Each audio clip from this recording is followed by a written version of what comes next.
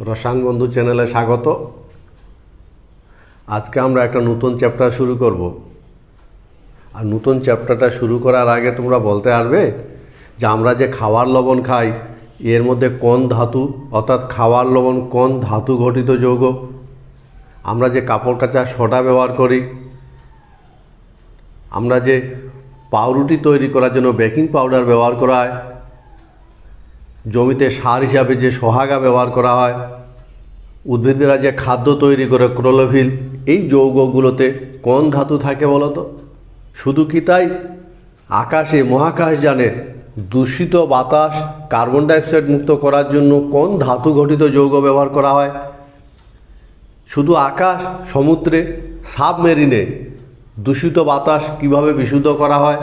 এই যৌগগুলো নিত্য প্রয়োজনীয় বেশ কিছু যৌগ। সেই সঙ্গে বিভিন্ন জায়গায় আমরা কি করি, বাতাস মুক্ত করার জন্য ধাতু ঘটিত যৌগগুলো ব্যবহার করি। আজকে আমরা ওইরকমই একটা চ্যাপ্টার, ভীষণ ইন্টারেস্টিং একটা চ্যাপ্টার শুরু করতে যাচ্ছি, যেখানে এই সমস্ত যৌগ ব্যবহারের ক্ষেত্রে এবং বায়োলজিক্যালি আমাদের শরীরে যে জলীয় অংশ আছে সেখানেও বিভিন্ন ধাতু বিভিন্ন জৈবিক ক্রিয়া নিয়ন্ত্রণ করে।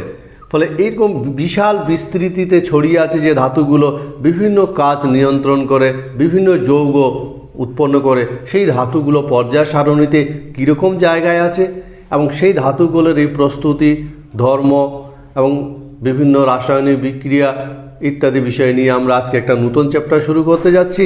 আর এই চ্যাপ্টারটা পর্যায় সারণীর এমন একটা জায়গা থেকে নেওয়া, সেই জায়গাটাই আমরা দেখব। আমাদের নিশ্চয়ই একটা ধারণা আছে পর্যায় সারণীর 1 নম্বর 2 নম্বর পর্যায়, 3 থেকে 12 শ্রেণী আর 13 থেকে 18। আমরা মোটামুটি পর্যায় সারণীটাকে এরকম 4টা ব্লকে ভাগ করি। নিশ্চয় মনে আছে, এই ব্লকটাকে ডি ব্লক বলা হয়, এই ব্লকটাকে পি ব্লক বলা হয়, আর এই ব্লকটাকে এফ ব্লক বলা হয়। আর এখানে যে ব্লকটা আছে এই ব্লকটাকে বলা হয় এস ব্লক। এস ব্লকে কারা আছে? হাইড্রোজেন আছে, lithium, sodium, potassium, rubidium, caesium, francium আছে, beryllium, magnesium, calcium, strontium, barium, radium. এই ব্লকটাকে বলা হয় এস ব্লক এবং এই এস ব্লকটা নিয়েই আমরা গল্প শুরু করব। নতুন একটা চ্যাপ্টার, ভীষণ ইম্পর্ট্যান্ট, বলেই দিলাম। বিভিন্ন জায়গায় কিন্তু এস ব্লক থেকে, যেমন ক্লোরোফিলে ম্যাগনেসিয়াম থাকে, খাওয়ার লবণে সোডিয়াম থাকে, এবং আমরা যে মহাকাশযানে বাতাস কার্বন ডাইঅক্সাইড মুক্ত করার জন্য লিথিয়াম ঘটিত যৌগ ব্যবহার করি, সোডিয়াম থেকে সোডিয়াম ভ্যাপার ল্যাম্প তৈরি হয়। ফলে বহু জায়গায় কিন্তু এই যৌগগুলো থেকে বহু নিত্য প্রয়োজনীয় যৌগর সাথে সাথে আমাদের শরীরের জলীয় অংশে সোডিয়াম, পটাশিয়াম, ক্যালসিয়াম, ম্যাগনেসিয়াম বিভিন্ন জৈবিক ক্রিয়া নিয়ন্ত্রণ করে। আমরা এই পরিবারটা নিয়েই আলোচনা শুরু করব। চ্যাপ্টারটার নাম এস ব্লক মৌল। একটা একটা করে জিনিস আমরা দেখব। এস ব্লক মৌল কাদেরকে বলা হয়? যাদের শেষ ইলেকট্রনটা এস অরবিটালে প্রবেশ করে। শেষ ইলেকট্রনটা যদি এস অরবিটালে প্রবেশ করে তখন তাদের এস ব্লক মৌল বলে। আর আমরা সেই সঙ্গে এটাও তো জানি যে এস অরবিটালে দুটোর বেশি ইলেকট্রন থাকতে পারে না। সেই কারণে এস অরবিটাল কিন্তু দুটো হয়, গ্রুপ 1 বা আর গ্রুপ 2। এই দুটো পর্যায় সারণীতে এস ব্লক মৌল আছে, যার মধ্যে আজকে আমরা প্রথম শ্রেণীতে গ্রুপ 1 যে আছে সেই গ্রুপ 1 শ্রেণী নিয়ে আলোচনা করব। এবং গ্রুপ 1 শ্রেণীতে যে মৌলগুলো আছে সেই মৌলগুলোর যদি আমরা পরিচিতি নিই তাহলে দেখব এদের নাম। এদের মধ্যে হাইড্রোজেন, লিথিয়ামের উপরে যদিও হাইড্রোজেন আছে, কিন্তু হাইড্রোজেন বেশ কিছু ব্যতিক্রম ধর্ম প্রদর্শন করায় হাইড্রোজেনকে আলাদা করে আলোচনা করা হয়। ফলে হাইড্রোজেন আলাদা করে আলোচনা করার ফলে যেটা থাকলো গ্রুপ 1-এর lithium, sodium, potassium, rubidium, caesium, francium, এই হলো এদের নাম। এদের যদি আমরা সাধারণ ইলেকট্রন বিন্যাস দেখি, মৌলগুলোর সাধারণ ইলেকট্রন বিন্যাস, তাহলে এদের সাধারণ ইলেকট্রন বিন্যাস যেটা হবে সেটা হলো NS1। সবারই এই সাধারণ ইলেকট্রন বিন্যাস এটা হয়, ঠিক আছে। এবং এদের আমরা দেখব এরা ভীষণ সক্রিয়, সেজন্য এদেরকে কিন্তু প্রকৃতিতে মুক্ত অবস্থায় পাওয়া যায় না। এদের মুক্ত অবস্থায় পাওয়া যায় না। বিভিন্ন যৌগ তৈরি করে প্রকৃতির মধ্যে পাওয়া যায়, মুক্ত অবস্থায় পাওয়া যায় না। কিভাবে পাওয়া যায়? যৌগ হিসেবে পাওয়া যায়। সুতরাং প্রকৃতিতে এদের অবস্থানের কথা যদি ভাবি, তাহলে প্রকৃতিতে এদের অবস্থান কীরকম হয় বলো তো? খুব ইন্টারেস্টিং একটা চ্যাপ্টার, ইনঅর্গ্যানিক কেমিস্ট্রি বলা হয়। খুব ভালো করে পড়াশোনা করতে হয়। এবং এই জায়গাটা আমরা ইনঅর্গ্যানিক ক্লাস 11-এ প্রথম ইনঅর্গ্যানিক চ্যাপ্টার শুরু করলাম, এবং গ্রুপ 1-এ যে মৌলগুলো আছে এই মৌলগুলোর প্রকৃতিতে অবস্থান, এদের বিভিন্ন ভৌত ধর্মের তুলনামূলক আলোচনা, এদের বিভিন্ন রাসায়নিক ধর্মের তুলনামূলক আলোচনা, এবং এই পরিবার থেকে দুই একটা মৌল যে বিভিন্ন যৌগগুলো তৈরি করে সেই যৌগগুলোর প্রস্তুতি ধর্ম নিয়েই আমাদের প্রথম চ্যাপ্টারটা। ইন্টারেস্টিং। ইনঅর্গ্যানিক কেমিস্ট্রি ভীষণ ইম্পর্ট্যান্ট কেমিস্ট্রি। এটা রাসায়নিক বিক্রিয়া আসবে ছোট ছোট, ভালো করে ক্লাসটাকে ফলো করবে। তো আমরা বিভিন্ন পয়েন্ট ধরে ধরে পড়বো। প্রথম যে পয়েন্টটা নিয়ে আলোচনা করব সেটা হলো এই মৌলগুলোর প্রকৃতিতে যে মুক্ত অবস্থায় পাওয়া যায় না, তাহলে কী হিসাবে পাওয়া যায়? যৌগ হিসাবে পাওয়া যায়। তো সেই যৌগগুলোকে আমরা আকরিক খনিজ বলে থাকি। ওরকমই আমরা প্রথম পয়েন্টটা নিয়ে আলোচনা করব, এদের কিভাবে কোনটাকে কোন যৌগ হিসাবে পাওয়া যায়। তো এদের মধ্যে মনে রাখবে ফ্রান্সিয়াম, এটা কিন্তু তেজস্ক্রিয়, ফলে এর আলোচনা করা একটু অসুবিধাজনক। সেই জন্য আলোচনার ক্ষেত্রে ফ্রান্সিয়ামটা মোটামুটি আমরা বাদ দিয়ে রাখি, কারণ এটা তেজস্ক্রিয়, স্বল্প অর্ধায়ু বিশিষ্ট।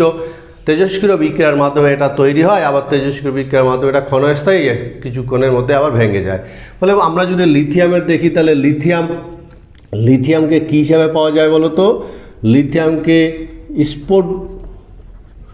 স্পোডুমিন বলে একটা যৌগ আছে, স্পোডুমিন যৌগে পাওয়া যায়, যার সংকেত হলো লিথিয়াম অ্যালুমিনিয়াম। এই হলো স্পোডুমিনের সংকেত, যার মধ্যে লিথিয়ামকে পাওয়া যায় এই যৌগ হিসাবে। আমরা সোডিয়ামের কথা যদি দেখি, সোডিয়ামকে কী হিসাবে পাওয়া যায়? বেশ কয়েকটা যৌগ হিসাবে সোডিয়ামকে পাওয়া যায়, যেমন খাদ্য লবণ বা রক সল্ট যাকে বলা হয়। নাম শুনেছ? Rock salt. সংকেতগুলো একটু করে মনে রাখার অভ্যাস করবে। রক সল্ট, যার সংকেত হলো NaCl। যেমন সোডিয়ামকে পাওয়া যায় সোহাগা। নাম শুনেছ? বরাক্স বা সোহাগা। বরাক্স, যার সংকেত হলো Na2B4O7 10H2O। যেমন সোডিয়ামকে পাওয়া যায় ট্রোনা হিসাবে, ট্রোনা, যার সংকেত হলো সোডিয়াম কার্বনেট, সোডিয়াম বাইকার্বনেট, 2 অণু জল। এটা হলো একে ট্রোনা বলে। এছাড়াও একে পাওয়া যায় চিলি সল্টপিটার হিসাবে, ফলে এইভাবে আমরা প্রকৃতির মধ্যে কিন্তু সোডিয়ামকে বিভিন্ন ভাগে বিভিন্ন যৌগ হিসাবে পেয়ে থাকি। আমার কথা বোঝা গেছে? তাহলে কি বললাম যে আমরা এখানে কি পাই? সোডিয়ামকে রক সল্ট হিসাবে পাই, সোডিয়ামকে বরাক্স হিসাবে পাই, ট্রোনা হিসাবে পাই, চিলি সল্টপিটার হিসাবে পাই। আমার কথা বোঝা গেছে? চিলি সল্টপিটার হিসাবে সোডিয়ামকে পাওয়া যায়। এছাড়া পটাশিয়ামকে পাওয়া যায় কী হিসাবে বলো তো? কার্নালাইট হিসেবে পাওয়া যায়। Potassium chloride, magnesium chloride, 6H2O। তাছাড়া পটাশিয়ামকে আরেকটা যৌগ হিসাবে পাওয়া যায়, যাকে ফেলসপার বলা হয়, ফেলসপার। এবং feldspar potassium oxide, aluminium oxide আর SiO2। এইভাবে আমরা কিন্তু লিথিয়াম, সোডিয়াম, পটাশিয়ামকে প্রকৃতির মধ্যে যৌগ হিসেবে পাই, এবং এই যৌগগুলোর নামের সাথে এদের সংকেত কিন্তু মনে রাখার চেষ্টা করতে হবে, কারণ পরীক্ষায় ওই নামের সাথে সংকেতও লিখতে বলে। সুতরাং একটা পয়েন্ট এরকম করতে হতে আমরা একটা পয়েন্ট পড়া দেখতে পেলাম। এইভাবে ইনঅর্গ্যানিক কেমিস্ট্রি পড়া শুরু করতে হয়, যেহেতু প্রথম ক্লাস, প্রথম চ্যাপ্টার। ফলে ইনঅর্গ্যানিক কেমিস্ট্রি পড়ার টেকনিকটা অবশ্যই জানা দরকার। আমরা একটা একটা করে পরিবার পড়ি, পরিবারগুলোর প্রকৃতিতে অবস্থান, এদের ভৌত ধর্মের তুলনামূলক আলোচনা, এদের রাসায়নিক ধর্মের তুলনামূলক আলোচনা, এইভাবে ইনঅর্গ্যানিক কেমিস্ট্রি পড়তে হয়। মনে থাকবে? তাহলে এই যে গ্রুপ 1-এর যে মৌলগুলো আছে, যাদের নাম lithium, sodium, potassium, rubidium, caesium, এদেরকে প্রকৃতিতে নানান যৌগ হিসাবে, নানান আকরিক বা খনিজ হিসাবে প্রকৃতির মধ্যে এদের পাওয়া যায়। পারমাণবিক ও আয়নীয় ব্যাসার্ধ।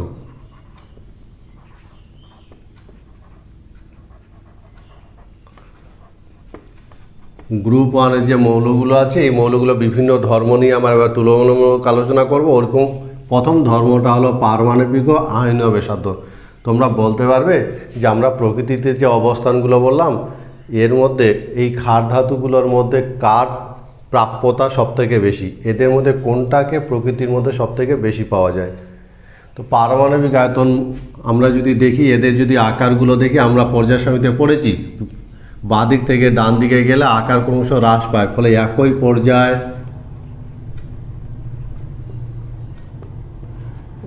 পর্যায় যে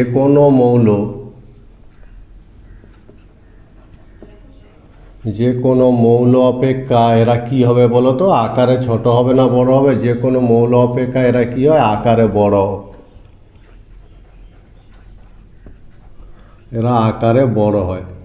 ঠিক আছে, আমরা যদি বাঁ দিক থেকে ডান দিকে যাই তাহলে দেখবো এই শ্রেণীতে যারা আছে তারাই একই পর্যায়ে আকারে সব থেকে বড়। আর যদি উপর থেকে নিচে নামি, ক্রমশ উপর থেকে নিচে নামা যায়, তাহলে আকার ছোট হবে না বড় হবে বলতে পারবে? তাহলে আকার কি হবে?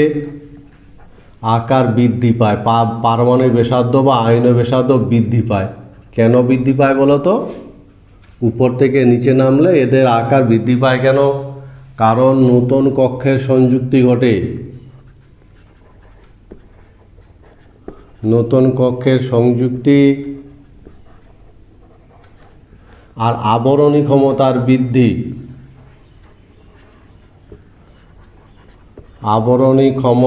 বৃদ্ধি, সেই সঙ্গে কেন্দ্রের প্রোটন সংখ্যাও তো বৃদ্ধি পায়, বোঝা গেছে? কিন্তু নতুন কক্ষের সংযুক্তি আর আবরণী ক্ষমতার বৃদ্ধি কি করবে? সম্মিলিত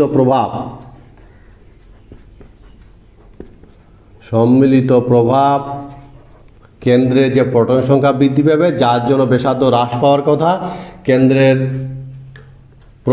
চার্জ বৃদ্ধিজনিত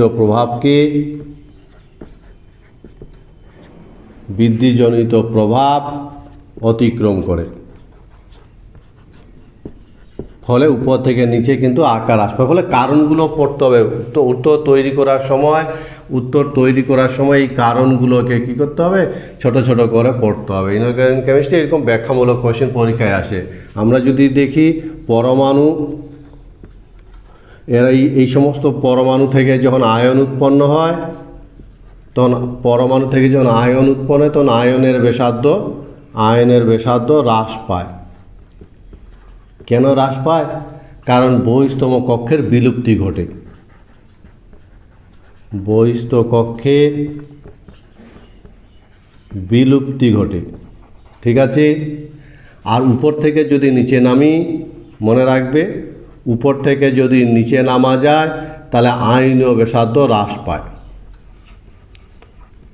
উপর থেকে নিচে নামলে আয়নীয় ব্যাসার্ধ বৃদ্ধি পাবে। এই হলো আর একটা ধর্ম নিয়ে আমরা সাধারণ ধারণা তৈরি করলাম। এরকম টপিক ধরে ধরে ধর্মগুলো দেখতে হবে, তাহলে মনে রাখবে আমরা যেই গ্রুপটা নিয়ে আলোচনা করছি, যে সমস্ত মৌলের বিভিন্ন ধর্ম নিয়ে আমরা কথা বলছি, ওরকম একটা ধর্মের নাম হলো পারমাণবিক আয়নীয় ব্যাসার্ধ। কী পেলাম? একটা স্বচ্ছ কী ধারণা তৈরি হলো বলো তো? পর্যায় সারণীতে গ্রুপ 1-এ যে মৌলগুলো যাদের নাম অ্যাশ ব্লক মৌল, যাদেরকে ক্ষার ধাতু বলা হয়, এদের পারমাণবিক আর আয়নীয় ব্যাসার্ধের আমরা কি পেলাম? যে একই পর্যায়ে এরাই কিন্তু আকারে সব থেকে বড় হয়। আর উপর থেকে নিচে নামলে এদের আকারের বৃদ্ধি ঘটে, কারণ উপর থেকে নিচে নামলে নতুন কক্ষের সংযুক্তি ঘটে, সেই সঙ্গে আবরণী ক্ষমতার বৃদ্ধি ঘটে। আর এই দুটো সম্মিলিত প্রভাব কেন্দ্রের চার্জ বৃদ্ধিজনিত প্রভাবকে অতিক্রম করে, ফলে উপর থেকে নিচে নামলে পারমাণবিক ব্যাসার্ধের বৃদ্ধি ঘটে। আর কোনো পরমাণু তুলনায় উৎপন্ন কেটায়নের ব্যাসার্ধ হ্রাস পায়, কারণ বহিস্তম কক্ষের বিলুপ্তি ঘটে। কিন্তু উপর থেকে নিচে যদি নামি তাহলে কেটায়নগুলোর আকার ধীরে ধীরে বৃদ্ধি পায়, বোঝা গেছে? এই সঙ্গে মনে রাখবে যে এই যে আমরা যে গ্রুপ 1 মৌলগুলো আছে, এই গ্রুপ 1 মৌলগুলোকে ক্ষার ধাতু বলা হয়। তোমরা বলতে পারবে কেন ক্ষার ধাতু বলা হয়? কারণ গ্রুপ 1-এর মৌলগুলো জলের সঙ্গে বিক্রিয়া করে তীব্র ক্ষার উৎপন্ন করে। মনে থাকবে কথাটা? আবার বলছি, গ্রুপ 1-এর যে মৌলগুলো আছে এদেরকে ক্ষার ধাতু বলা হয়। কেন বলা হয়? কারণ এরা কি করে? জলের সঙ্গে বিক্রিয়া করে ক্ষারীয় যৌগ উৎপন্ন করে, বুঝে গেছে? তোমরা বলতে পারবে এই যে ক্ষার ধাতুগুলো আছে, ক্ষার ধাতুগুলো প্রকৃতিতে অবস্থানের সময় আমি বলেছিলাম যে প্রকৃতিতে এরা যেন বিভিন্ন নামে পাওয়া যায় এদেরকে। এদের মধ্যে তোমরা বলতে পারবে সোহাগার সংকেত কি?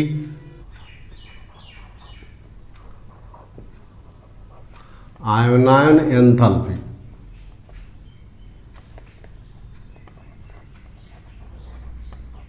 ধর্মটা আন্দাজ আছে, আয়নায়ন এনথালপি, সংক্ষেপে আইপি বলা হয়, আয়নাইজেশন পটেনশিয়াল। এই ধর্মটা, এই মৌলগুলো আমরা যদি এই গ্রুপটার ক্ষেত্রে অ্যাপ্লাই করি, তুলনা করতে চাই, তাহলে এই ধর্মটা কীরকম হবে, এদের এই ধর্মটা কীরকম প্রবণতা। কিন্তু তার আগে ধর্মটা সম্পর্কে আমি একটুখানি ধারণা দিতে চাই।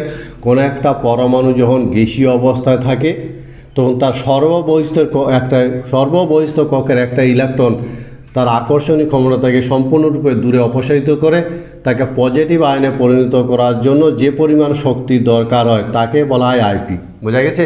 অর্থাৎ ছোট করে বললে পজিটিভ আয়নে পরিণত করার জন্য যে শক্তি দরকার হয় সেটাকে বলা হয় আয়নাইজেশন পটেনশিয়াল বা আয়নায়ন এনথালপি। এটা একটা ভৌত ধর্ম এবং পর্যাবৃত্ত ধর্ম। তো এই ধর্মটা আমরা যদি এই পরিবারের সদস্যদের ক্ষেত্রে তুলনা করতে চাই, তাহলে কীরকম হবে বলো তো? সেই বিষয়টাই আমরা এখন দেখব। প্রথমে মনে রাখবে যে এদের যে ইলেকট্রন বিন্যাস সেটা হলো NS1, অর্থাৎ বহিস্থ কক্ষে একটা ইলেকট্রন থাকে। মনে থাকবে কথাটা? ফলে এদের যে সাধারণ ইলেকট্রন বিন্যাস হলো NS1। কি হয় তাহলে বলো তো? একটি ইলেকট্রন বর্জনে এরা নিষ্ক্রিয় কাঠামো লাভ করে। তাই করবে কিনা বলো? একটা ইলেকট্রন বেরিয়ে গেলে এরা নিষ্ক্রিয় কাঠামো লাভ করবে, ফলে নিষ্ক্রিয় কাঠামো লাভ করে। বোঝা গেছে? আর সে কারণে এদের কি হয়, এর জন্য এদের ফার্স্ট আইপি খুব কম হয়। মনে থাকবে, এদের ফার্স্ট আইপি খুব কম হয়, কারণ একটা ইলেকট্রন বর্জন করলেই এরা নিষ্ক্রিয় কাঠামো লাভ করে। আর কি হয় বলো তো? একই পর্যায় যে কোনো মৌল অপেক্ষা এদের কম হবে না বেশি হবে আইপি? যে কোনো মৌল অপেক্ষা এদের আইপি কম হয়। আরেকটা পয়েন্ট কি, আমরা উপর থেকে যদি নিচে নামি তাহলে বলো তো আইপির মান বাড়বে না কমবে? উপর থেকে নিচে নামলে আইপি হ্রাস পায়। কেন হ্রাস পায় বলো তো? কারণগুলো মনে রাখবো। কারণগুলো তো বলেছি, কারণগুলো মনে রাখতে হবে। কেন হ্রাস পায়? কারণ উপর থেকে নিচে নামলে আকার বৃদ্ধি পায়, ঠিক আছে? ফলে বহিস্থ ইলেকট্রন প্রতি কেন্দ্রের আকর্ষণ কম, আর আকর্ষণ কম হলে ইলেকট্রন বর্জনের জন্য কম শক্তি দরকার হয়। ফলে আকর্ষণ কম হয়, ফলে ইলেকট্রন নির্গমনে কম শক্তির দরকার হয়। মনে থাকবে কথাটা? তাহলে আমরা একটা ধারণা পেলাম। আবার আমরা যদি দেখি এদের সেকেন্ড আইপি খুব বেশি হয়। কেন বেশি হয় বলো তো? খুব বেশি হয় কারণ সেকেন্ড আইপি বেশি হওয়ার কারণ কি? কারণ স্থিতিশীল ইলেকট্রন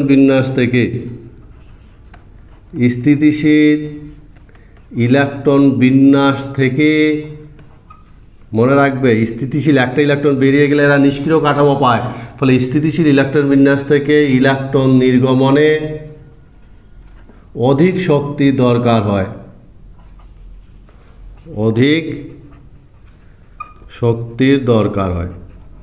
বোঝা গেছে? এই হলো আয়নায়ন এনথালপির একটা ধারণা। আমরা এরকম করে পার্ট করে বিভিন্ন ধর্মগুলো তুলনা করে পড়ব। ধর্মটার নাম আয়নায়ন এনথালপি। পজিটিভ আয়নে পরিণত করার জন্য যে শক্তিটা দরকার হয়, তো সামগ্রিকভাবে এদের আয়নায়ন এনথালপির মান খুব কম হয়। কেন কম হয়? কারণ এদের যে সাধারণ ইলেকট্রন বিন্যাস থেকে আমরা সহজে দেখতে পাচ্ছি, একটি ইলেকট্রন বর্জন হলেই, একটি ইলেকট্রন বেরিয়ে গেলেই এরা নিষ্ক্রিয় কাঠামো লাভ করে। 1 নম্বর পয়েন্ট মনে থাকবে তো? তাহলে 1 নম্বর পয়েন্ট হলো এদের ফার্স্ট আইপি খুব কম হয়, কারণ একটা ইলেকট্রন নির্গত হলেই এরা নিষ্ক্রিয় কাঠামো লাভ করে। ঠিক আছে? বোঝা গেছে তো ধর্মটা? 2 নম্বর পয়েন্ট কি বলো তো? একই পর্যায়ে যে কোনো মৌল অপেক্ষা এদের আইপি কম হয়। বাঁ দিক থেকে ডান দিকে গেলে আইপির মান বাড়ে, কারণ কেন্দ্রের আকার ছোট, কেন্দ্রে চার্জ বৃদ্ধি পায়, পরমাণুর আকার ছোট হয় বাঁদিক থেকে ডান দিকে গেলে, ফলে এদের আকার যেহেতু একই পর্যায়ে সব থেকে বড়, সে কারণে এদের ইলেকট্রনের প্রতি কেন্দ্রের আকর্ষণ কম হয়। আবার 3 নম্বর পয়েন্ট, উপর থেকে যদি নিচে নামি তাহলে আইপির মান হ্রাস পায়। হ্রাস পাওয়ার কারণ হলো আকার বৃদ্ধি পায়, বহিস্থ ইলেকট্রনের প্রতি কেন্দ্রের আকর্ষণ কম, ফলে ইলেকট্রন নির্গমনে কম শক্তির দরকার হয়। আবার সেকেন্ড আইপির কথা যদি আমরা ভাবি, ইম্পর্টেন্ট কথা, সেকেন্ড আইপির কথা 4 নম্বর পয়েন্ট, সেকেন্ড আইপি কী বলতো, এদের আরেকটা ইলেকট্রন বের করব, সেকেন্ড ইলেকট্রনটা বের করব, তখন কিন্তু অনেক শক্তি দরকার হবে, কারণ তো নিষ্ক্রিয় কাঠামো থেকে ইলেকট্রন বের করা দরকার হয়। সুতরাং সামগ্রিকভাবে আমরা আয়ন আর এনথালপির এই পরিবারের যে সদস্যগুলো আছে তাতে এরকম তুলনামূলক একটা ট্রেন্ড লক্ষ্য করি। হাইড্রেটেড আয়নের ব্যাসার্ধ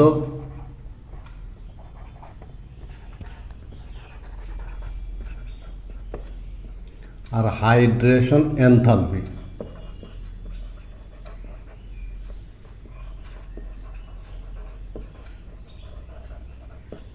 এই বিষয়গুলো নিয়ে আমরা কথা বলবো। এটা নতুন নতুন জিনিস, নতুন ধর্ম, মনে রাখবে। হাইড্রেশন জিনিসটা কী জিনিস, কোনো ধাতুর আয়নকে যখন জলে দেওয়া হয় তখন ওই ধাতুর আয়ন জল দ্বারা পরিবেষ্টিত হয়, এই ঘটনাটাকে বলা হয় জলযোজন বা হাইড্রেশন। ফলে এই ধাতুর আয়নটাকে যখন জলে দেওয়া হয় তখন ধাতুর আয়নটা জল দ্বারা কিন্তু পরিবেষ্টিত হবে, এরকম জল দ্বারা পরিবেষ্টিত হয় এবং এই ঘটনাটাকে বলা হয় জলযোজন বা হাইড্রেশন, এবং এর ফলে যে আয়নটা উৎপন্ন হয় তাকে বলা হয় হাইড্রেটেড আয়ন। এই কনসেপ্টটা আজকে থেকে তৈরি করবে। কোনো একটা ধাতব আয়নকে যখন, কোনো একটা যৌগকে যখন জলে দেওয়া হয় তখন জলে যদি দ্রবীভূত হয় তখন ওই ধাতব আয়ন জল দ্বারা চারিদিকে জল দ্বারা পরিবেষ্টিত হয় এবং উৎপন্ন আয়নটাকে তখন বলা হয় হাইড্রেটেড আয়ন। ঠিক আছে, এটা একটা ভৌত ধর্ম এবং এই ধর্মটা নিয়ে আমরা আলোচনা করব। এই পর্যায়ে এই যে পরিবারের সদস্যগুলো আছে এরা এই ধরনের হাইড্রেটেড আয়ন তৈরি করে কিনা, এবং হাইড্রেশন এনথালপির মান কীরকম হবে, এবং হাইড্রেট আয়নের ব্যাসার্ধ কীরকম হবে। বোঝা গেছে উদ্দেশ্যটা? তাহলে হাইড্রেশন কথাটা আগে বোঝাবার চেষ্টা করলাম। কোনো ধাতুর আয়ন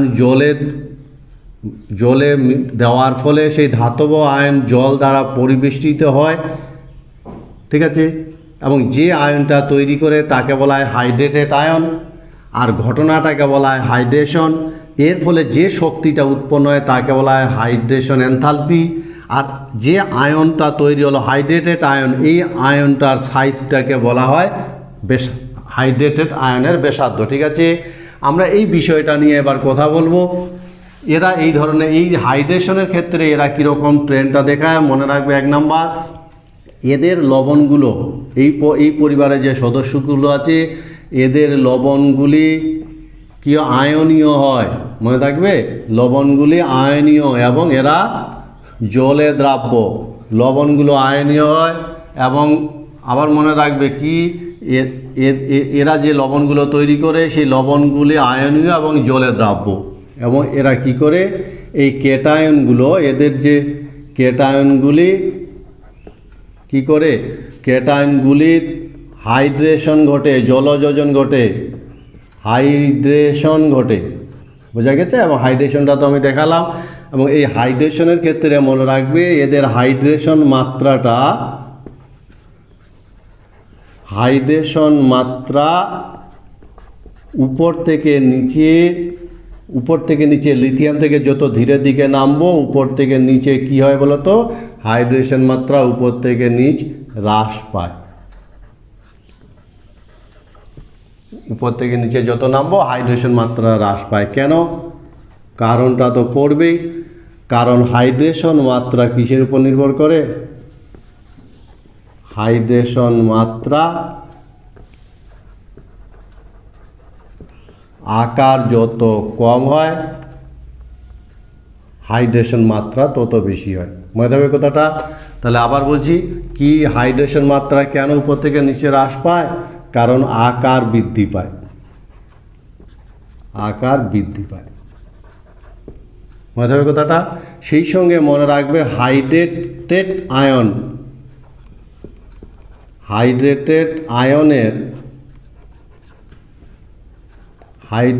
আয়নের ব্যাসার্ধ, যেহেতু উপর থেকে নিচে হাইড্রেশন মাত্রাটাই হ্রাস পায়, হাইড্রেশন মাত্রা, ফলে উপর থেকে নিচে কী হবে বলো তো, ব্যাসার্ধ কী হওয়া উচিত?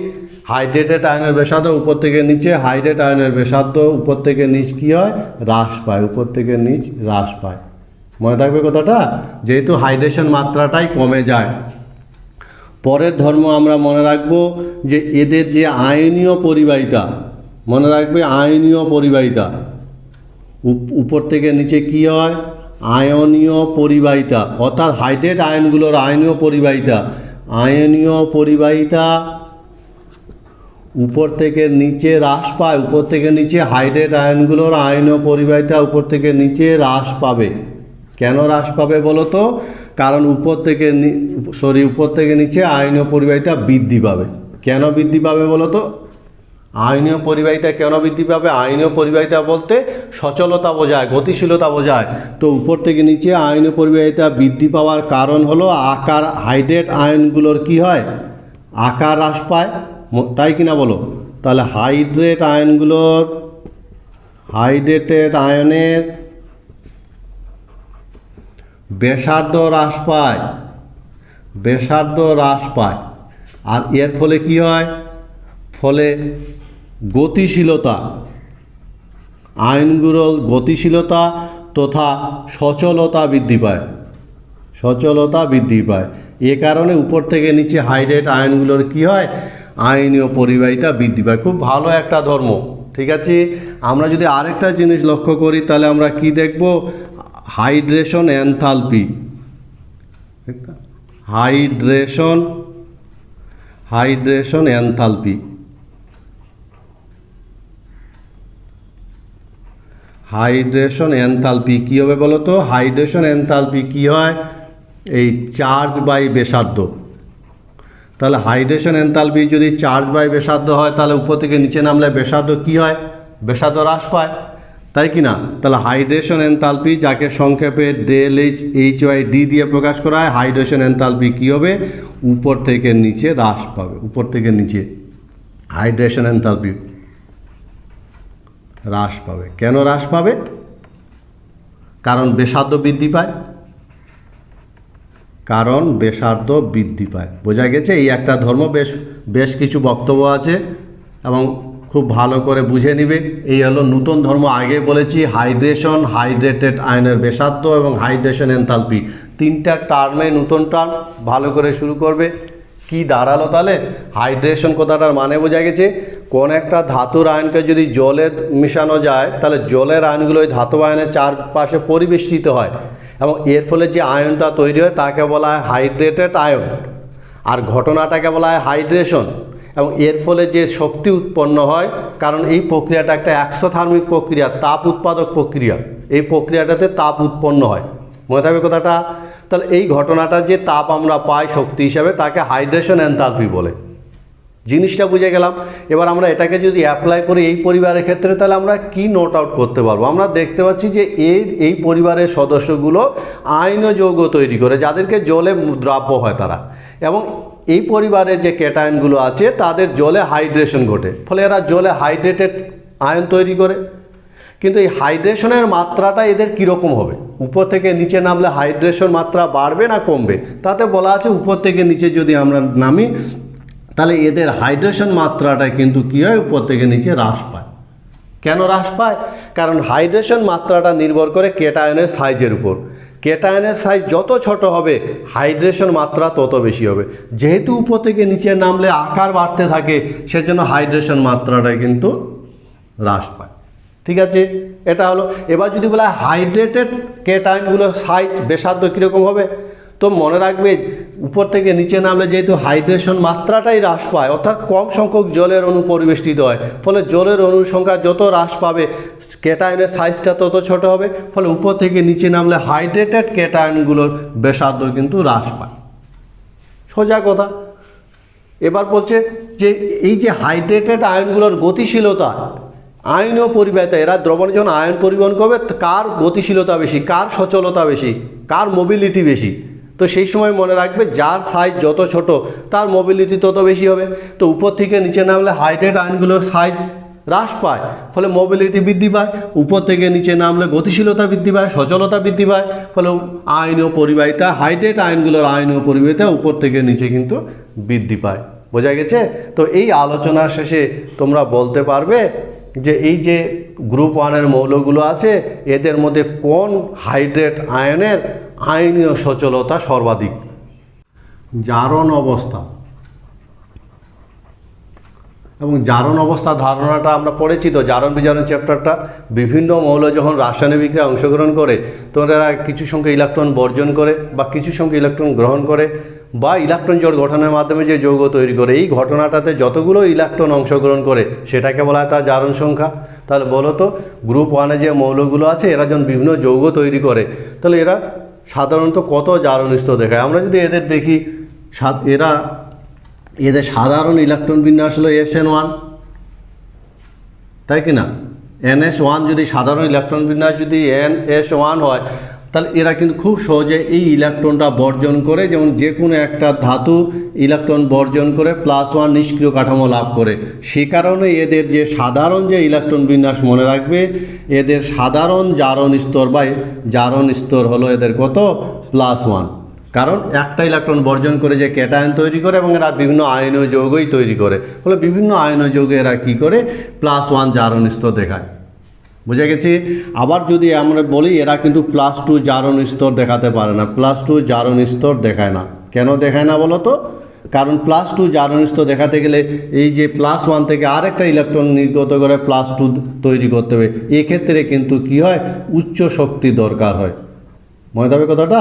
এবং এই শক্তিটা রাসায়নিক বিক্রিয়া থেকে পাওয়া যায় না, অতটা শক্তি রাসায়নিক বিক্রিয়া থেকে পাওয়া যায় না, রাসায়নিক বিক্রিয়া থেকে পাওয়া যায় না, মনে থাকবে। এই হলো একটা জারণ অবস্থার ধারণা। বলো তো তাহলে আমরা আগে প্রথমে যেটা জানা দরকার, জারণ অবস্থা বলতে আমরা কি বুঝবো। তাহলে বিভিন্ন মৌল যখন রাসায়নিক বিক্রিয়ায় অংশগ্রহণ করে যৌগ তৈরি করে তখন যতগুলো ইলেকট্রনের আদান প্রদান বা অংশগ্রহণ ঘটে সেই সংখ্যাটাকে বলা হয় জারণ অবস্থা। বোঝা গেছে কথাটা? তাহলে এই পরিবারের সদস্যগুলো কি করে? +1 জারণ অবস্থা এরা দেখায়। কেন? কারণ একটি ইলেকট্রন বর্জন করে এরা ক্যাটায়ন তৈরি করলে নিষ্ক্রিয় কাঠামো লাভ করে। বোঝা গেছে? ফলে সহজে এরা বিভিন্ন বিক্রিয়া একটি ইলেকট্রন বর্জনের মাধ্যমে +1 জারণ স্তর দেখায় এবং এটাই এদের স্থিতিশীল স্থায়ী একমাত্র জারণ অবস্থা। +2 এরা কিন্তু দেখাতে পারে না, কারণ +2 দেখাতে গেলে এদের নিষ্ক্রিয় কাঠামো থেকে ইলেকট্রন নির্গমনের দরকার হয়, যে প্রক্রিয়াটাতে প্রচুর শক্তি দরকার হয়, যেটা রাসায়নিক বিক্রিয়া অতটা শক্তি পাওয়া যায় না বলে এরা +2 জারণ অবস্থা প্রদর্শন করে না। ধাতব চরিত্র। তো এই পরিবারের সদস্যগুলো আমরা জানি এরা কিন্তু সবাই আদর্শ ধাতু। বোঝা গেছে? আমরা যদি এদের ধাতব চরিত্র নিয়ে কথা বলি তাহলে দেখব এরা সবাই লিথিয়াম থেকে শুরু করে ফ্রান্সিয়াম পর্যন্ত এরা সকলেই কিন্তু আদর্শ ধাতু। মনে থাকবে এরা আদর্শ ধাতু। আর কি বলতো, এরা কিন্তু নরম নরম। মনে থাকবে এদেরকে কি ছুরি দিয়ে কাটা যায়, এদেরকে ছুরি দিয়ে কাটা যায়। ঠিক আছে, মনে থাকবে তো কি বললাম? তাহলে এদেরকে ছুরি দিয়ে কাটা যায়।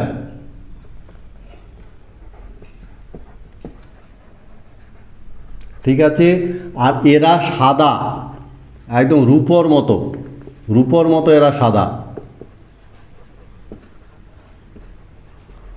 ঠিক আছে, আর যদি আমরা উপর থেকে নিচে নামি, উপর থেকে যদি নিচে নামি তাহলে কী হবে বলো তো? এদের ধাতব ধর্ম উপর থেকে নিচে নামলে ধাতব ধর্ম বৃদ্ধি পাবে না হ্রাস পাবে? উপর থেকে নিচে নামলে ধাতব ধর্ম বৃদ্ধি পায়। কেন? তাহলে এদের ধাতব ধর্ম নিয়ে যদি আমরা কথা বলি, গ্রুপ 1-এ যারা আছে তারা সবগুলোই আদর্শ ধাতু, নরম ধাতু। মনে থাকবে কথাটা? এবং রূপোর মতন এরা সাদা, কিন্তু এদেরকে যদি বাতাসে রেখে দেওয়া যায় তাহলে এরা মলিন হয়। কেন মলিন হয় বলো তো? কারণ বাতাসে রেখে দিলে এদের ক্ষেত্রে কি হয়? একটা কার্বনেটের আস্তরণ পড়ে। কিসের আস্তরণ পড়ে? কার্বনেটের আস্তরণ পড়ে, এবং কার্বনেটের আস্তরণ পড়ার ফলে এরা মলিন হয়ে যায়। মনে রাখবে কথাটা, মলিন হয়ে যায়। আর উপর থেকে যদি নিচে নামি তাহলে ধাতব ধর্ম বৃদ্ধি পায়। কেন বৃদ্ধি পায় বলো তো? কারণ উপর থেকে নিচে নামলে আকারের বৃদ্ধি ঘটে, আর কি হয়? ইলেকট্রন বর্জন প্রবণতা বৃদ্ধি পায়। আর ইলেকট্রন বর্জনের প্রবণতাটাকেই বলা হয় ধাতব ধর্মর পরিচায়ক। বোঝা গেছে কথাটা? তাহলে একটা ছোট্ট ধারণা তৈরি হলো যে এই পরিবারের সমস্ত সদস্যই আদর্শ ধাতু। এরা নরম, ছুরি দিয়ে কাটা যায়, উজ্জ্বল সাদা রূপোর মতন, এবং বাতাসে রেখে দিলে এরা মলিন হয়ে যায়, কারণ কার্বনেটের আস্তরণ পড়ে। ফটো ইলেকট্রিক প্রভাব ধারণা আছে তো? ফটো ইলেকট্রিক প্রভাব এই ধর্মটা আমরা এই পরিবারের ক্ষেত্রে তুলনা করব। তো প্রথমে ফটো ইলেকট্রিক প্রভাবটা জানা দরকার। কোনো ধাতব কেলাসের দৃশ্যমান আলো যদি পড়ে তাহলে সেক্ষেত্রে ইলেকট্রনের কিন্তু নির্গমন ঘটে। এই ঘটনাটাকে বলা হয় ফটো ইলেকট্রিক ইফেক্ট। বোঝা গেছে? ধাতব কেলাসের পৃষ্ঠতলে যদি দৃশ্যমান আলো এসে পড়ে তাহলে সেক্ষেত্রে ইলেকট্রনের নির্গমন শুরু হয়, কেলাস থেকে ইলেকট্রনের নির্গমন শুরু হয়, এবং এই ঘটনাটাকে বলা হয় ফটো ইলেকট্রিক প্রভাব। আমরা দেখব এই পরিবারের সদস্যগুলো এই প্রভাবটা দেখায় কিনা। তো মনে রাখবি, লিথিয়াম এই প্রভাব দেখায় না। লিথিয়াম ছাড়া সবাই দেখে কি? লিথিয়াম এই প্রভাব দেখায় না। মনে থাকবে কথাটা। কেন দেখায় না বলো তো লিথিয়াম? কারণ লিথিয়াম ছাড়া বাকি সবাই দেখে, কারণ লিথিয়ামের আইপি উচ্চ, এদের তুলনায় লিথিয়ামের আইপি খুব বেশি, সে কারণে লিথিয়াম কিন্তু এই প্রভাবটা দেখায় না। মনে থাকবে কথাটা। আর আমরা যদি বাকিগুলোর ক্ষেত্রে দেখি তো উপর থেকে নিচে কিন্তু কি হবে? উপর থেকে নিচে এই প্রভাব বৃদ্ধি পায়। ফটো ইলেকট্রিক প্রভাব দেখাবার ক্ষমতাটা বৃদ্ধি পায়। কেন বৃদ্ধি পায়? কারণ উপর থেকে নিচে নামলে আইপি হ্রাস পায়। ফলে আইপি এমন খুব ভালো একটা ফ্যাক্টর বিভিন্ন ধর্ম ব্যাখ্যা করার জন্য। ফটো ইলেকট্রিক প্রভাব কিন্তু এই উপর থেকে নিচে যদি আমরা ধীরে ধীরে নামতে থাকি তাহলে আইপি দেখায়। এই কারণে আমরা কি করি? পটাশিয়াম এবং সিজিয়াম, মনে থাকবে কথাটা, পটাশিয়াম আর সিজিয়াম এরা কিন্তু কি হয়? ফটো ইলেকট্রিক কোষে ব্যবহার করা হয়।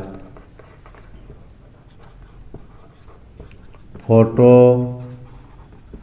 ইলেকট্রিক কোষে ব্যবহৃত হয়। বোঝা গেছে? তো ছোট্ট একটা প্রভাবটার নাম হলো ফটো ইলেকট্রিক প্রভাব। ছোট্ট ধর্ম কিন্তু ইম্পর্টেন্ট। কোনো ধাতব কেলাসের পৃষ্ঠে যদি দৃশ্যমান আলো পড়ে তাহলে ইলেকট্রনের নিঃসরণ হয়, যে ঘটনাটাকে বলা হয় ফটো ইলেকট্রিক প্রভাব, আলোক তড়িৎ ক্রিয়া। ঠিক আছে? এই প্রভাবটা এই পরিবারের সদস্যগুলোর ক্ষেত্রে দেখা যায়। লিথিয়াম ছাড়া বাকি সবাই দেখায়, কারণ লিথিয়ামের আইপি খুব বেশি, ফলে ইলেকট্রনের নির্গমন ঘটে না, এবং উপর থেকে নিচে নামলে যেহেতু আইপির মান ধীরে ধীরে হ্রাস পায়, ফলে ফটো ইলেকট্রিক প্রভাব দেখাবার ক্ষমতাটাও ধীরে ধীরে বৃদ্ধি পায়। এই জন্যই আমরা কি করি? পটাশিয়াম, সিজিয়াম এদেরকে ফটো ইলেকট্রিক কোষে ব্যবহার করা হয়। তোমরা বলতে পারবে যে আমাদের যে বিভিন্ন ফটো ইলেকট্রিক কোষগুলো ব্যবহার করে থাকি, সেই ফটো ইলেকট্রিক কোষে ক্ষার ধাতুগুলোর মধ্যে কোন ধাতুটা ব্যবহৃত হয়?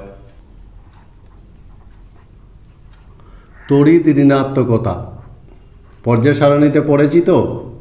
তড়িৎ ঋণাত্মকতা ইলেকট্রোনেগেটিভিটি বলা হয়। এটা একটা পর্যায়বৃত্ত ধর্ম, এবং এই ধর্মটা যদি এই পরিবারে যদি আমরা অ্যাপ্লাই করি তাহলে কীরকম হয় বলো তো? তড়িৎ ঋণাত্মকতা ধর্মটা এই পরিবারের সদস্যগুলো কীরকম দেখাবে? তো প্রথমে মনে রাখবে এদের তড়িৎ ঋণাত্মক এই সাধারণ ইলেকট্রন বিন্যাস সেটা হলো NS1, তাই কি না? ফলে এরা কিন্তু সহজে কি করে? একটি ইলেকট্রন বর্জন করতে চায়, আর তার জন্য এদের একই পর্যায়ে কী হবে বলো তো? একই পর্যায়ে যদি আমরা দেখি, একই পর্যায়ে যদি আমরা লক্ষ্য করি তাহলে দেখব যে কোনো মৌল অপেক্ষা এদের কম হবে। বোঝা গেছে? একই পর্যায়ে যে কোনো সদস্য অপেক্ষা এই পরিবারের সদস্যদের তড়িৎ ঋণাত্মকতা কম হবে, কারণ দেখতেই পাচ্ছ ইলেকট্রন গ্রহণের পরিবর্তে এদের ইলেকট্রন বর্জনের প্রবণতা বেশি। আর উপর থেকে যদি নিচে নামি তাহলে এদের তড়িৎ ঋণাত্মকতা কী হয়? তড়িৎ ঋণাত্মকতা হ্রাস পায়। কেন তড়িৎ ঋণাত্মকতা হ্রাস পায় বলো তো উপর থেকে নিচে নামলে? কারণ আকার বৃদ্ধি পায়।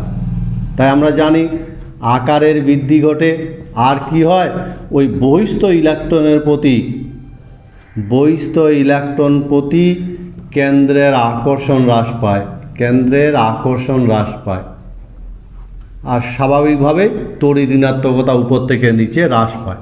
বোঝা গেছে? তাহলে ছোট্ট একটা ধর্মটার নাম তড়িৎ ঋণাত্মকতা। তোমাদের নিশ্চয়ই জানা আছে সমযোজী বন্ধনে আবদ্ধ ইলেকট্রন জোড়কে নিজের দিকে টানার ক্ষমতাটাকে বলা হয় তড়িৎ ঋণাত্মকতা। ঠিক আছে? ধর্মটাও বলে দিলাম। সমযোজী বন্ধনে আবদ্ধ ইলেকট্রন জোড়কে কোনো পরমাণু তার নিজের দিকে টানার ক্ষমতাকে বলা হয় তড়িৎ ঋণাত্মকতা।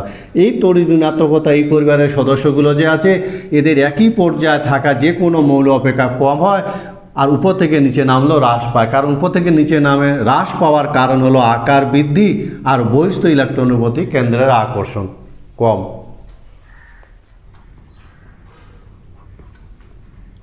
পরিবাহিতা, বলো তো এদের পরিবাহিতা ধর্মটা কীরকম দেখতে পাবো? পরিবাহিতা আমরা দুটো বিষয় নিয়ে বলি, তাপীয় পরিবাহিতা এবং তড়িৎ পরিবাহিতা। বোঝা গেছে? তো এরা কিন্তু কী হয়, এরা তাপ আর তড়িতের সুপরিবাহী হয়। এরা তাপ আর তড়িতের সুপরিবাহী। কেন বলো তো তাপ আর তড়িতের সুপরিবাহী হয়? কেন হয়? কারণ এদের যে এনএস ইলেকট্রনটা আছে, এই ইলেকট্রনটা খানিকটা সঞ্চরণশীল ইলেকট্রন। মনে থাকবে, মুক্ত ইলেকট্রন সঞ্চরণশীল ইলেকট্রন হয়। ফলে সঞ্চরণশীল ইলেকট্রন হয় এই যে মৌলগুলো তাপ আর তড়িতের সুপরিবাহী। ধাতব কেলাসের মধ্যে ইলেকট্রনগুলো কী হয়, ইলেকট্রনগুলো ফ্রিলি ঘুরে বেড়াতে পারে, কারণ এই ইলেকট্রনগুলো খুব আলগাভাবে যুক্ত থাকে। ইলেকট্রনগুলো এরা বহিস্থ কক্ষে খুব কী হয়, আলগাভাবে যুক্ত থাকে। আর আলগাভাবে যুক্ত থাকার ফলে ইলেকট্রনগুলো সহজে সরে যেতে পারে, গোটা কেলাসে বিচরণ করতে পারে, যেটাকে বলা হয় সঞ্চরণশীল অবস্থা। এর ফলে এরা তাপ আর তড়িতে খুব সুপরিবাহী। বোঝা গেছে? আমরা আরেকটা ধর্ম নিয়ে দেখব যে এদের গলনাঙ্ক স্ফুটনাঙ্ক কীরকম হবে বলো তো? গলনাঙ্ক স্ফুটনাঙ্কের কথা যদি বলি, গলনাঙ্ক স্ফুটনাঙ্ক, তো গলনাঙ্ক স্ফুটনাঙ্ক কিন্তু নির্ভর করে ধাতব বন্ধন শক্তির উপর। মনে রাখবে কথাটা। তাহলে গলনাঙ্ক স্ফুটনাঙ্ক কিসের উপর নির্ভর করে? ধাতব বন্ধন শক্তি। আবার ধাতব বন্ধন শক্তি কোন বিষয়ের উপর নির্ভর করে? বহিস্থ কক্ষের বিজোড় ইলেকট্রন সংখ্যার উপর। বিজোড় ইলেকট্রন সংখ্যার উপর কীরকম নির্ভর করে? বিজোড় ইলেকট্রন সংখ্যা বৃদ্ধি পেলে, মনে থাকবে কথাটা, বিজোড় ইলেকট্রন সংখ্যা বৃদ্ধি পেলে ধাতব বন্ধন শক্তি বৃদ্ধি পায়। খুব ইম্পর্টেন্ট কথা কিন্তু, মনে রাখবে, ধাতব বন্ধন শক্তি বৃদ্ধি পায়। ধাতব বন্ধন শক্তি বৃদ্ধি পায়। এই ফ্যাক্টরটা দিয়েই আমরা কিন্তু বিভিন্ন ঘটনা ব্যাখ্যা করে থাকি গলনাঙ্ক স্ফুটনাঙ্ক। তাহলে মনে রাখবে, কোনো একটা ধাতব কেলাসের গলনাঙ্ক স্ফুটনাঙ্ক কম হবে না বেশি হবে, সেটা নির্ভর করবে তাদের যে বিজোড় ইলেকট্রন সংখ্যা আছে তার উপর। আমরা এক্ষেত্রে দেখেছি এদের মাত্র একটা বিজোড় ইলেকট্রন সংখ্যা, ফলে এদের ধাতব বন্ধন শক্তি খুব দুর্বল হয়। মনে থাকবে, ধাতব বন্ধন শক্তি খুব দুর্বল হয়। সে কারণে এদের গলনাঙ্ক স্ফুটনাঙ্ক তাহলে কী হবে? আন্দাজ করতেই পারছো, গলনাঙ্ক স্ফুটনাঙ্ক এদের নিম্নমানের হয়। গলনাঙ্ক স্ফুটনাঙ্ক কী হয়? নিম্নমানের হয়। কেন? কারণ এদের মধ্যে যে ধাতব বন্ধন ক্রিয়াশীল, সেই ধাতব বন্ধন দুর্বল প্রকৃতির হয়। বোঝা গেছে? কিন্তু উপর থেকে যদি নিচে নামি তাহলে কি হবে? বোঝা গেছে তো? মনে থাকবে তো? তাহলে এদের গলনাঙ্ক স্ফুটনাঙ্ক তুলনামূলক কম হয়। কেন? কারণ এদের মধ্যে ক্রিয়াশীল ধাতব বন্ধন বা সংশক্তির যে শক্তি বলা হয়, সংশক্তি প্রবণ, সেটা খুব কম হয়। বহিস্থ কক্ষে ইলেকট্রন সংখ্যা একটা থাকায় এদের আন্তঃপারমাণবিক যে আকর্ষণ বন্ধন, ধাতব বন্ধন শক্তির মান খুব কম হয়। কিন্তু উপর থেকে যদি নিচে নামি তাহলে সেক্ষেত্রে গলনাঙ্ক স্ফুটনাঙ্কর মানটা হ্রাস পায়। কেন হ্রাস পায়? কারণ আকার বৃদ্ধির সঙ্গে কি হয়? আকার যখন বৃদ্ধি পায়, আর আকার বৃদ্ধির ফলে ধাতব বন্ধন শক্তি হ্রাস পায়। ধাতব বন্ধন শক্তি হ্রাস পায়। বোঝা গেছে? বলা যাবে তো তাহলে এদের গলনাঙ্ক স্ফুটনাঙ্ক খুব কম হয় কেন? আমরা আরেকটা বিষয় যদি দেখি, এদের ঘনত্ব ট্রেন্ডটা কীরকম হবে বলো তো? এদের ঘনত্ব কীরকম হবে? আন্দাজ হচ্ছে এদের ঘনত্ব কীরকম হওয়া উচিত? তো আমরা যদি দেখি তাহলে এদের ঘনত্ব তুলনামূলক কম হয়। এদের ঘনত্ব তুলনামূলক কম। কেন কম? কারণ ঘনত্বটা আবার নির্ভর করবে ধাতব বন্ধন শক্তির উপর। তাহলে ধাতব বন্ধন শক্তি এদের দুর্বল। বোঝা গেছে? আর কিসের উপর নির্ভর করে? এদের আকার বড়।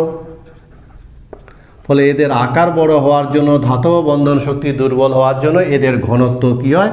ঘনত্ব তুলনামূলক কম হয়। বোঝা গেছে আমার কথাটা?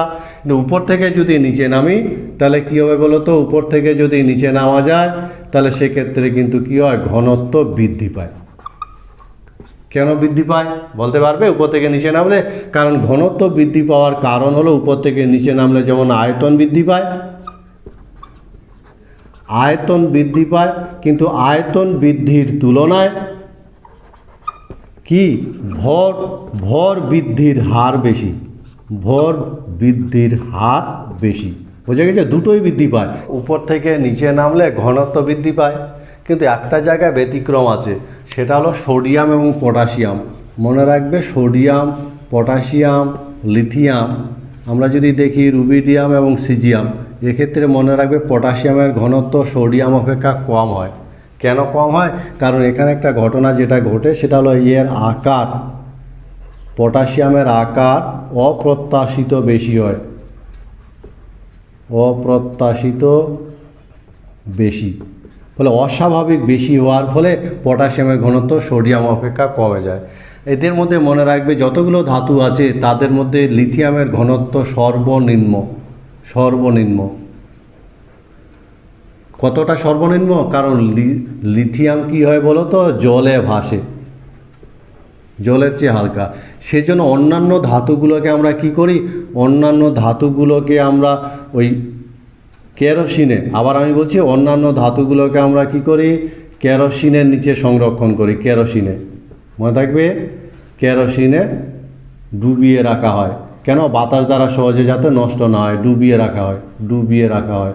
কিন্তু লিথিয়ামকে রাখা যায় না, সেই জন্য লিথিয়ামকে কী করা হয়, মোমে জড়িয়ে রাখা হয়।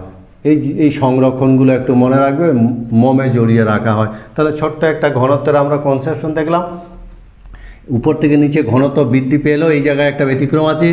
এবং লিথিয়াম খুব হালকা ধাতু, লিথিয়ামের ঘনত্ব 0.53 গ্রাম পার সেমিকিউব, খুব সব থেকে হালকা ধাতু হলো লিথিয়াম।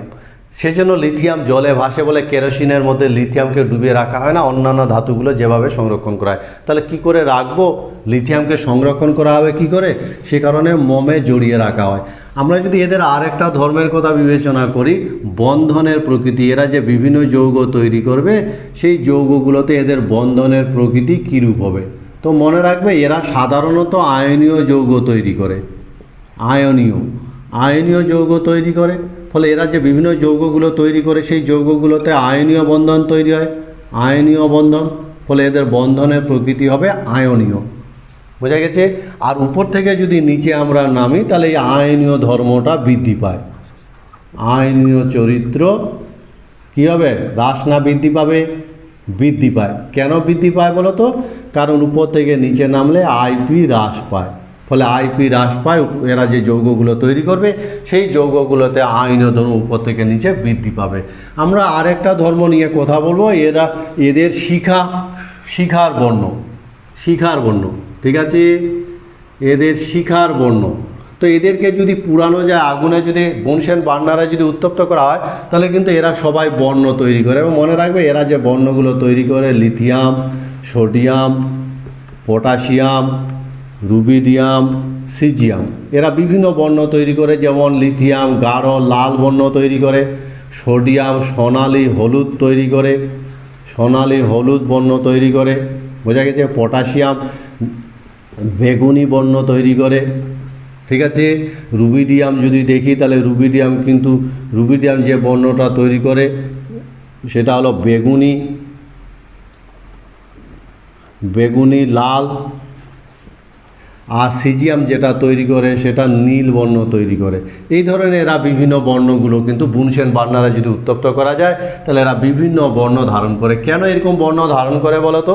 কারণ শিক্ষা পরীক্ষায় আমরা পড়েছি পর্যায় সারণীতে, আমি আরও একবার আজকে বলছি, এই মৌলগুলোকে যখন উত্তপ্ত করা হয় তখন এদের যে বাইরের কক্ষে ইলেকট্রন উচ্চ শক্তি স্তরে চলে যায়, শক্তি শোষণ করে উচ্চ শক্তি স্তরে চলে যায়। এবার উচ্চ শক্তি স্তর থেকে যখন নিম্ন শক্তি স্তরে নেমে আসে তখন বিভিন্ন কম্পাঙ্কের, আবার বলছি একটা বিভিন্ন কম্পাঙ্কের শক্তি তারা নিঃসরণ করে, এবং ওই বিভিন্ন কম্পাঙ্কযুক্ত যে শক্তি বিভিন্ন বর্ণ ধারণ করে। কথাটা বোঝাতে পারলাম?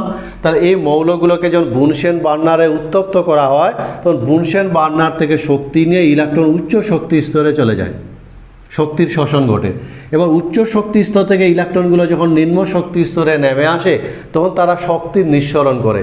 যে শক্তিটা তারা ছাড়ে সেই শক্তিটা একটা নির্দিষ্ট কম্পাঙ্কের শক্তি, ফলে নির্দিষ্ট কম্পাঙ্কযুক্ত শক্তি হয় এরা কি করে, নির্দিষ্ট বর্ণ ধারণ করে। এই কারণে এক একটা মৌল এক একটা বর্ণ ধারণ করে। আমরা এইভাবে ঘটনাটা ব্যাখ্যা করার চেষ্টা করি। তোমরা বলতে পারবে এই যে এই ক্ষার ধাতুগুলো আছে এদের মধ্যে কোন মৌলটাকে উত্তপ্ত করলে বেগুনি বর্ণ ধারণ করবে? নমনীয়তা। আমরা আগেই বলেছি এই ধাতুগুলো খুব নরম প্রকৃতির হয়। কেন? এরা খুব নরম প্রকৃতির হয়, এদেরকে ছুরি দিয়ে কাটা যায়, বোঝা গেছে কথাটা? এবং এদের নমনীয়তা কী হয়, উপর থেকে নিচে এদের নমনীয়তাটা বৃদ্ধি পায়। কেন নমনীয়তা বৃদ্ধি পাবে বলো তো? যেহেতু আকার বৃদ্ধি পায়, আকার বৃদ্ধি পায়, আর কি হয়, আকার বৃদ্ধি পায় এবং ধাতব বন্ধন শক্তি হ্রাস পায়। ধাতব বন্ধন শক্তি হ্রাস পায়, বন্ধন শক্তি হ্রাস পায়। বোঝা গেছে? সে কারণে উপর থেকে নিচে নামলে এদের নমনীয়তা বৃদ্ধি পায়। এই হলো একটা সামগ্রিক আজকের ক্লাসের। কতটা আন্দাজ হলো? মনে রাখবে যে ইনঅর্গ্যানিক কেমিস্ট্রি আমরা আজকে প্রথম ক্লাস নিলাম এবং আমরা গ্রুপ ওয়ানের যে পরিবারটা আছে লিথিয়াম সিডিয়াম যাদেরকে ক্ষার ধাতু বলা হয়, এই পরিবারের বিভিন্ন ধর্ম নিয়ে আমরা আলোচনা করব। আজকে আমরা এদের প্রকৃতিতে অবস্থান, এদের আয়নাইজেশন পটেনশিয়াল, ধাতব ধর্ম, অধাতব ধর্ম, জারণ ধর্ম, বিজারণ ধর্ম, এদের তড়িৎ ঋণাত্মকতা ইত্যাদি ভৌত ধর্মগুলো নিয়ে কথা বললাম। আমি আমার দিক থেকে আপ্রাণ বোঝাবার চেষ্টা করেছি, তোমরা ভালো করে বুঝবে। একটা সঠিক ইনঅর্গ্যানিক কেমিস্ট্রি অজৈব রসায়নের প্রথম ক্লাস হিসাবে একটা সঠিক শুরুটা খুব ভালো হওয়া চাই। আমি প্রত্যাশা রাখবো তোমাদের শুরুটা খুব ভালো হবে।